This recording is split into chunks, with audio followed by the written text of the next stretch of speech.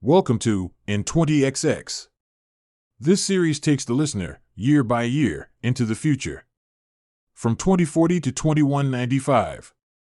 If you like emerging tech, ecotech, futurism, permaculture, apocalyptic survival scenarios, and disruptive science, sit back and enjoy short stories that showcase my research into how the future may play out.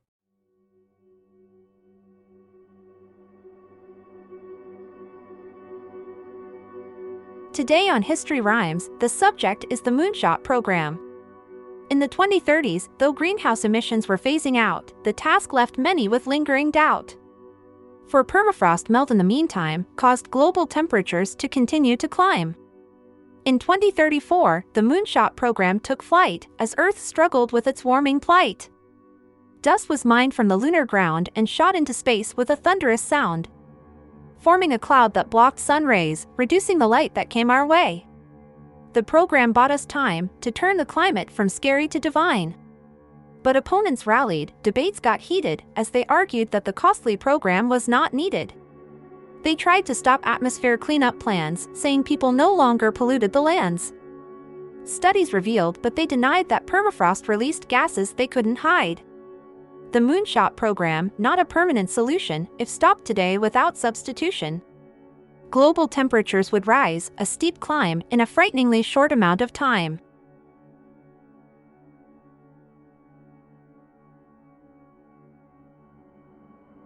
Tom kneels beside a machine, painstakingly pulling part of its outer casing off. He lives on the moon, but not for long.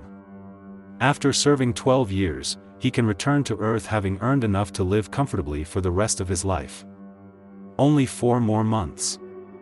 He'll need to go through gravity reconditioning. It sounds like inpatient physical therapy.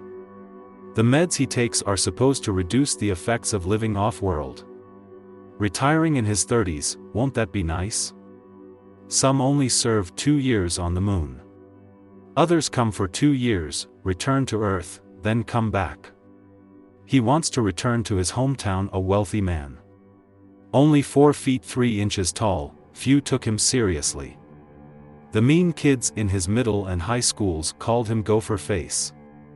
When he visited his career counselor in his senior year, they made some offhand comment about short and small people going to space. He clung to that. Now, the internet has revealed that life hasn't been easy for so many from his hometown. He isn't angry at any of them, just acutely aware that they were so sure and had no clue. He won't be smug when he returns, nor will he try to mend fences others have busted down. The only thing sweeter than success is success over adversity. His weight suit, a thick mesh hat and shirt, make him weigh twice as much, which is still a lot less than he'd weigh on Earth. In the back of the rover, he tugs gear wheels out of the machine enclosure, a mechanism that moves a joint on one of the belt arms. Dust falls off the wheels, some of it in compacted chunks. He used to need video coaching to clean one of these, but now he can do it all on his own. The rover's back door is docked and open to Canon 7 facility. The air filter clicks on and groans, causing the lights just outside the rover to briefly dim. He heaves a sigh and stretches his neck. The schedule has been stressful for over a year, one technical emergency after another, clogged evaporators, a misfiring cannon, and a bacterial infection in the air rejuvenator. His foldable rings, so he pulls a glove off and answers it, "Hello?" A woman's voice says, "A STARS friendship participant is calling, can you speak right now?" He says, "Sure." The STARS friendship program connects Earthlings with Lunars to help maintain the mental health of those living off-planet. A scratchy voice says, "Tom?" Tom says, "Yes, it's me." He rests his foldable on the floor, puts the glove back on, and rubs a dust brush, not much bigger than a toothpick, over the teeth of a gear. The voice says, "It's me, Derek." Tom says, "Yes, I know. How are you?" Derek says, "Doing well. It's been crazy down here. The robots are taking over. They're everywhere. I think you're lucky to be up there right now." Tom says, "I don't know about that. We're still running a skeleton crew. I haven't had a day off. Could you send some of those robots up here? Derek laughs and says, I have good news.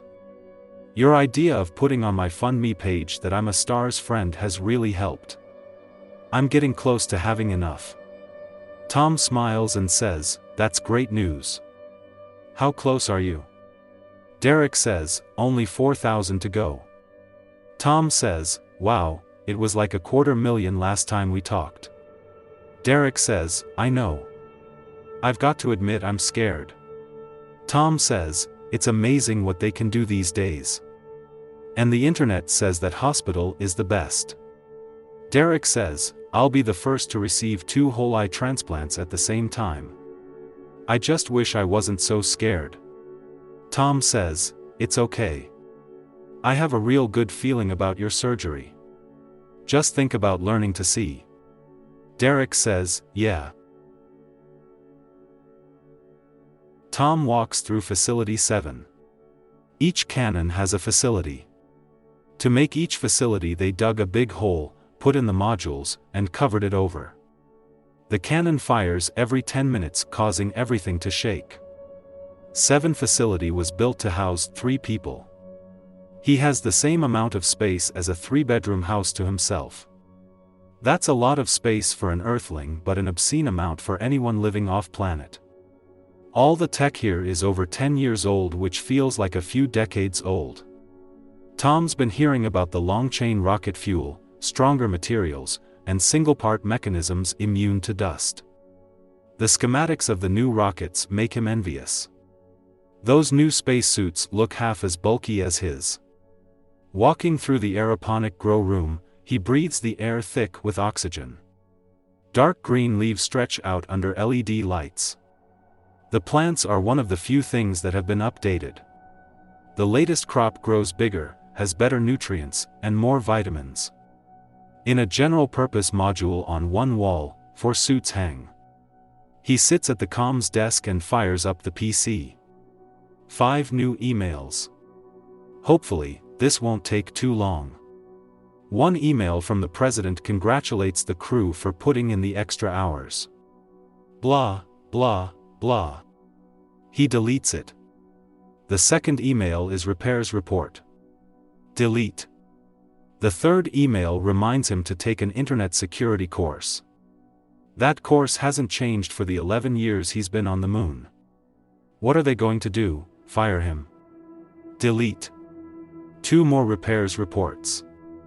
Delete. Tom places food, water, a personal hygiene kit aka shower in a bag, and a change of clothes into a big plastic tub and carries it to the rover.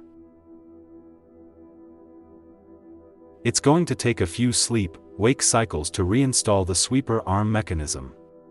Tom sits in the front of the rover as it rocks and rolls along. All the windows have darkened deeply because the sun is out. Previous trips have worn a dirt road around the circular field where dust is mined. The field's diameter is 3 kilometers. 30 scraper trucks mine the surface and feed dust to the belt, which carries dust to processing. H2O is heated out of the dust, and then the dust is fed to the cannon and fired off into space. Tom can't see much detail on the land, but he can see the cannon, long and narrow, pointing into the black sky. The other cannons are spaced kilometers apart, 30 cannons in all. On the map on the dash screen, he tags the belt to set the rover to drive to it. He'll have to keep an eye on the rover while it drives. Its level of self-driving isn't as great as the cars on Earth. He pulls his boots off and rests his bare feet on the dash. The rover bounces along in the low gravity. One of the scraper trucks drives near as it circles the minefield. The size of a large house, it moves slowly and the rover soon passes it. He opens his foldable and plays a free game that he downloaded before his last sleep. Most free games are dumb. He'll download any free game no matter how poorly made or unoriginal its cover art looks. Every once in a while he'll find a game that enthralls him for weeks, months sometimes. He'd never, ever download a game onto company equipment, but this is his personal foldable. If it bricks his foldable, it's about time he gets a new one anyway. This game annoys him, it's so bad. He uninstalls it and browses for a new one. Alien Candy to the rescue, perks his interest. He installs it. He starts the game. In the background, his phone installs 2 more apps. One app allows remote control of his foldable and the other app turns his foldable into a remote terminal for industrial equipment. A remote terminal rests in the passenger seat that Tom uses to diagnose and control equipment including the nuclear reactor, the mining trucks, the belt, the cannon, and even the waste processor. Each machine requires a password from a remote terminal, but in the last 10 years new AI password finders have turned the security world upside down, and real-time quantum encryption hasn't been installed at Moonshot. Tom plays the game for 20 minutes then uninstalls it and searches for a new one. The 2 incognito apps remain. A tremor passes over the land and Tom looks up in time to see a cylinder-shaped object fly out of the cannon and disappear into the distance of space. 20 kilometers away, Yoshimura Toru takes the transport rail through a tunnel to Facility 20. He wears one of the outdoor space suits. The subterranean and interior pressure suits are much lighter. Surface suits can take intense heat, and Toru may need to go outside at some point. Having helped install these tunnels more than a decade ago, Toru's rugged features remain alert. The trip from Facility 19 to 20 takes half an hour. The open car on the plastic tracks rolls smoothly through the tube-shaped tunnel deep underground. Toru vids with Vita from America. An AR projection of her on the inside of his face shield appears to float at arm's length in front of him. He says, "Have you seen those VR dots?" Though he speaks in Japanese, she instantly hears him speaking English, and he hears her speaking Japanese. Their lips sync with the overdubbed translations. She's put weight beads on the long strands of her hair so that it hangs like it would on Earth, nicely framing her heart-shaped face and bright blue eyes. She blinks many times and says, "How could I not? Earth can't shut up about them. I'm so jealous." As she speaks, she uses a long pick to chip away at compacted dust inside a stainless steel tube. He nods. They use robotic chairs that inject all the chips at once. I don't think they're going to ship one of those chairs up here anytime soon. She twists her lips and says, "No. We'll have to wait. Earth changes so quickly. I feel like I'll be an imposter when I go back." He says, "I know what you mean." A cannon fires, sending tremors through the tunnel and making him sway. She moves her face back and forth like she's about to take a selfie. She says, "I used to wear glasses.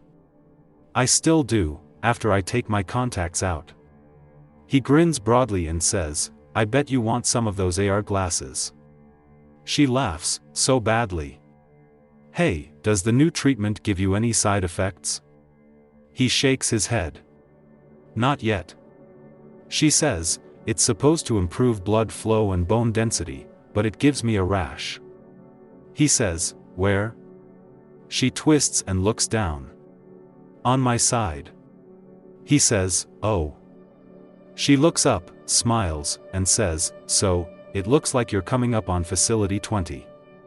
He says, "I need to patch 20. It's been depressured for 5 months. That's too long." He's wanted to come up with an excuse to visit her, but they've both been behind schedule. She works from Facility 29, all the way down the line. And now her time will be up soon. She'll go back to the States. He'll work up here 2 more years and then what? "Hi. I just happened to negotiate a wartime intercontinental flight to the city nearest your town and drove 100 kilometers, so I thought I may as well drop by." She reads his face, and her smile lessens. She says, "I've been pulling 14 hours a day, trying to check off all my alarms." He says, "Yes, me too." She says, "We need some of those robots. Have you seen them?" Her throat moves when she swallows, causing him to detect a longing. Is he imagining? He laughs. "Yes, I've seen tons of them tiling floors, sizing wedding rings, and hemming pants. Tok keeps showing me them. The car stops, all the tunnel lights go out, and the vid feed blinks off. Even the emergency lights along the rails shut off. This is not good. His suit still has power, but Vita's feed shut off, so it's not just him losing power. He switches his helmet spotlights on. Pushing and pulling on the forward/reverse lever on the cart does nothing. Normally he can feel cannons going off near and far. The ground is still, not even a distant tremor. The cannons aren't working. Don't panic. The nearest facility has no air. How long will it take him to walk back to 19? He pulls the lever to reverse so the car will catch up if it turns back on. Then he climbs to his feet and starts walking back to 19. After 20 paces he feels it, a distant tremor. He says, "Yes," and shakes his fists. After a few seconds, a tremor from one of the other cannons rumbles past his feet. The cannons have resumed, but the lights don't come back on. So, does that mean the cannons are running on backup power? How long does backup power last? It feels like he's in a shrinking hole. He's stuck deep underground. There is no lifeline. He is the lifeline. He says, "Vid Vita." His helmet AI says, "Your previous connection with Vita isn't working. Do you want me to try to reach them another way?" He says, "Call her foldable." He stumbles, slowly falls, and bounces off the rocky ground. The lack of gravity makes it harder to climb to his feet again. A larger tremor passes. Sergei, a Ukrainian in his 30s, awakes to an alarm. He throws the weighted blanket off and bounds to the wall terminal. Air quality alert blinks in red. His movement didn't trigger the lights to come on. Barely able to see, he reaches for the blinking light on his personal foldable. The screen glows when he opens it up. His foldable is blowing up, as the Americans like to say. Its AI says, "Air quality alert." 20 messages pop up. He rubs his bulbous nose and clicks on the first. A live vid opens, in session. 4 windows show worried faces. Toru says, "Sergei, you're here. You need to get in a suit." Drips of sweat run down Toru's face. Everyone on his screen wears space helmets. Bare-chested, Sergei turns his foldable beam light on and bounds through his grow room. He says, "What happened?" The back of his throat burns. Casey, with very short ginger hair, puffy skin around her eyes, and wet cheeks says, "The reactors are down. The backup generators are running off the hydrogen we make to fuel return flights." Sergei tugs a suit off of its holders, brings the opening in the back to his feet, and slides in. His foldable slowly falls to the floor. He does remember Moon shot has backup. Water is heated off the mine dust before it's shot into space. Most of the water is separated into oxygen and hydrogen to fuel all the vehicles and is collected in mammoth tanks for rocket flights to Earth. Backup generators connected to the tank switch on when there's a loss of power. The backup system is dummy tech. Drops in voltage switch relays that turn it on. He pulls a switch on the suit sleeve and watch-size machines in the back zip up and seal the opening. He grabs a helmet and slides it into the wide ring level with his neck. The suit switches on, scans his face, and issues many AR alerts. He says, "Open group vid." The 4 windows showing his teammates appear lined up in the lower portion of his field of view. A cannon tremor shakes the facility. The others talk. He says, "Why don't I have power in the facility?" Toru's eyes look bloodshot. He says, "Backup power is minimal. The cannons are still running. The scraper trucks are still mining." Toru's head moves around a lot. He's busy trying to move something while talking. Casey says, "Earth is running diagnostics. My commander just told me they're sending help." Toru's face turns red as he tugs on something. He pants and says, "I'm pulling a battery from my rover. I can use it to power a track cart. I'm going to see what happened to Vita. You guys need to find out what happened to Tom. We need everyone accounted for." Toru loads a long battery into a follow trailer along with several canisters of oxygen, then he switches the trailer on. As he starts down the tunnel, the trailer rolls behind him. He step jumps, trying not to hit his helmet on the top of the tunnel. Hoping that the power may come back on, he remembers his training when a robot arm held him underwater and wouldn't let him up until he fit 6 puzzle pieces together, pushing their pegs into holes. His body wanted to flail and fight for the water's surface, but he made himself stay on task. It feels like a weight pushes down on his chest and his lungs won't let him take a full breath. The tunnel straightens out and the mag light he carries lights a long distance. Don't think about how long this will take. He could have taken the rover on the surface, but once he gets the track cart running, he'll be able to get to Vita much faster. As he bounds, the flashlight swoops around in one circular pattern while the direction of the tunnel appears to swoop around in another circular pattern.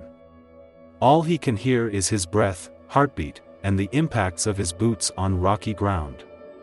He says, "I'll get to you, Vita. I'll get to you." Tom taps the screen, knocking blocks out of the way so his game car won't crash into them. His screen flickers and the image of a bird hitting window glass replaces his game. On the image, words say, "I was the shadow of the waxwing slain." The rover takes a hard right and drives off the road, down a steep slope, away from the mining field. He flies off the seat, crashes into the ceiling, and falls against the windshield. Driving downhill on rocky terrain, the rover bucks him around inside the cab and it takes him many tries to get in the seat and hold on. The dash screen shows the same image of the bird blurred by shaking and jolting. He grabs the steering wheel and pulls it off the dash, but it does nothing to change the rover's direction. The rover picks up speed. It's heading away from Moonshot. It's headed straight for No Peeps Land. Hanging on, Tom shouts, "Stop! Stop!" This concludes the episode. Subscribe to find out what happens to Tom, Toru, Vita, and the rest.